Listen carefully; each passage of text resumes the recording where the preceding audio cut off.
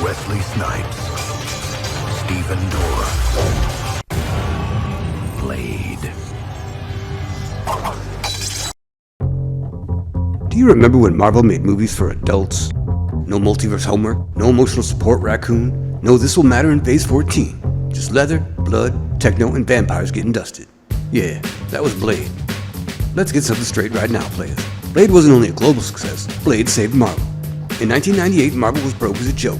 No Avengers, no X-Men cinematic universe yet, only one R-rated vampire movie starring a dude in sunglasses who hunted vampires. And somehow, it worked. Why? Because Marvel didn't apologize for what it was. It didn't explain itself, it didn't wink at the camera, it didn't stop mid-fight to ask if you were comfortable. It said, here's a half vampire with a sword and he gonna kick some ass. Let's talk about Wesley Snipes, because Hollywood loves to pretend Blade was the character. No, Blade was the outfit, Wesley was the menace. The man walked like he knew the movie would lose if he lost focus. Every line delivery, cold. Every stare, murder. This wasn't casting, this was alignment of the stars. And somehow the people at Marvel who make more money than me saw this and thought, we can recast that. Dumbass fools. You can't recast lightning. Then Blade 2 happened. And instead of playing it safe, they hired Guillermo del Toro, a man who treats monsters like fine wine. Suddenly we've got practical effects, body horror, vampires evolving like Pokemon, and fight choreography that kicks the shit out of modern Marvel. Blade 2 isn't just good, it's disrespectfully good. Like, why does this look better than most movies today good? Let's go back to Blade and then Blade 2, not to explain them, not to catalog them, not to defend them. Remember what they felt like. Real blood hitting real surfaces, physical stunts with consequences, impacts that hurt, fights that don't pause to be charming. You felt this violence. Modern blockbusters don't want you feeling anything too strongly. They want cleanliness, they want safety rails, they want violence that doesn't bruise the brand.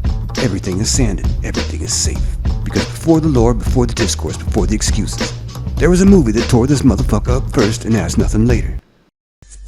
Blade drops us in a world that doesn't know it's already the snack. Vampires run the night like a business. Clubs, blood banks, private doctors. It's all very professional, very hygienic, very evil. Humanity survives because it hasn't read the fine print. Enter Blade. Not a hero, not a savior. A system's correction. Or during a vampire attack, Blade gets all the perks and none of the lifestyle drawbacks. Super strength, super speed, no need for sunblock. Only a mild ongoing desire to drink human blood, which he treats like an inconvenience, not his whole identity. Blade doesn't brood, Blade is a monologue, Blade clocks in and starts deleting files.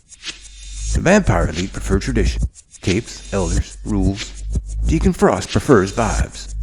He's young, loud, and convinced that old gods plus stolen blood equals instant promotion. His plan is less ancient prophecy and more tech startup with fangs. Blade responds with swords. Nightclubs turn into slaughterhouses. Vampires discovers that immortality comes with a very short warranty. Elders who spend centuries talking about power find out what power actually looks like when it punches back. Frost gets his god, Blade gets annoyed, the ritual fails, the god explodes. Frost dies loudly, painfully, and completely convinced this wasn't how it's supposed to be. Blade walks away unfazed. No victory speech, no lesson, another night handled. Because Blade isn't here to change the world. He's here to keep it from turning into an all-you-can-drink buffet. And he does it with style. In Blade 2, the vampires finally invent a problem they can't talk their way out of. They call them Reapers. These things don't sip, they don't negotiate, they don't wear leather pants and pretend that bisexuality isn't actually gay. They feed. Jaws split open like someone watched Predator and thought subtlety was optional. Suddenly, the immortal elite discover what it's like to be on the menu, and they don't care for the experience. So the vampires do the unthinkable. They call Blade. Not because they trust him, because they're running out of bodies. They offer an alliance and send the Blood Pack to help. An elite kill squad custom built to murder Blade. Special weapons, tactical chatter, matching outfits. Confidence levels tragically out of sync with reality. Blade accepts, knowing most of them won't survive the night. He's right. One by one, the Blood Pack is erased. Not heroically, not tragically, efficiently. Turns out training your whole life to kill one dude doesn't help if you're now out there fighting dudes that aren't that one dude. Along the way, Blade learns that Reapers aren't an accident. They're a passion project. Vampires try to upgrade themselves. More strength, more hunger, fewer rules. What they got was a walking nightmare that even the Fiend Folio can't fix. Blade doesn't look for a cure. Blade doesn't schedule a meeting. Blade solves the problem. The nest burns, the strain dies, the future gets cancelled. Blade leaves, because Blade doesn't want power. He doesn't want allies. He doesn't want a franchise. He wants the night clean. And once again, the vampires learn the same lesson. If Blade is working with you, it's only because he hasn't finished working through you. Here's the problem no one wants to say out loud. Modern Marvel is afraid of masculine genre energy. Not masculinity as personality, but masculinity as physical certainty. Not ego, not bravado, weight. He's always moving forward. And then there's the part that really matters. The MPAA rating. Now called the MPA rating because they hate America. Blade was rated R because it respected the genre. Not to be edgy, not for shock value, because horror and action only work when consequences are visible. PG-13 vampires are not predators, they're mascots. Blade wasn't trying to be accessible, he was trying to be effective. And that's why Hollywood can't crack him today. Because Blade doesn't bend brand strategy. He doesn't fit 4-quadrant math. He doesn't need a shared universe to justify his existence. He needs darkness, blood, silence, and fear, which is apparently too much to ask for from modern Hollywood. As of now, the Disney Marvel version of Blade is cancelled. Not delayed, not retooled, not creatively evolving. Cancelled in the most corporate way possible. Quietly. Disney pulled Blade off the calendar. Gone from 2025. Replaced with Predator Badlands. A franchise about an alien silent killer who hunts for sport makes more sense to Hollywood than Blade. Shit, that movie was trash. Blade dodged a bullet. Let's recap the autopsy.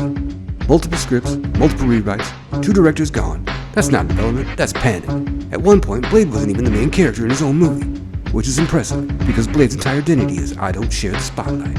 Meanwhile, Wesley Snipes shows up in Deadpool, looks directly at the camera, and reminds everyone, oh right, that guy.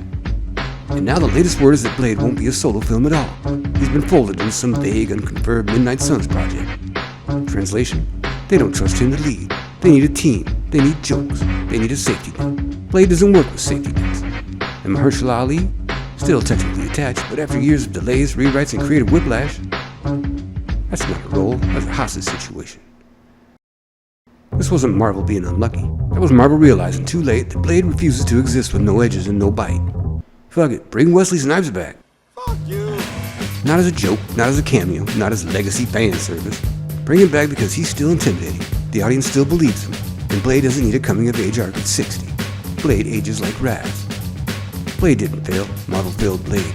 Because Blade refuses to become content. He refuses to be safe. He refuses to be managed. You don't need to reinvent Blade. You don't need 6 writers and a tone meeting. You already made it. And his name was Wesley Snipes. There was only ever one Blade. There will only ever be one Blade. If Blade does come back, it should hurt. And if it doesn't, rewatch Blade 2 and remember a time when Marvel didn't need permission to be awesome. Hey man, if you down, like and subscribe. Catch you on the flip side, flapjacks.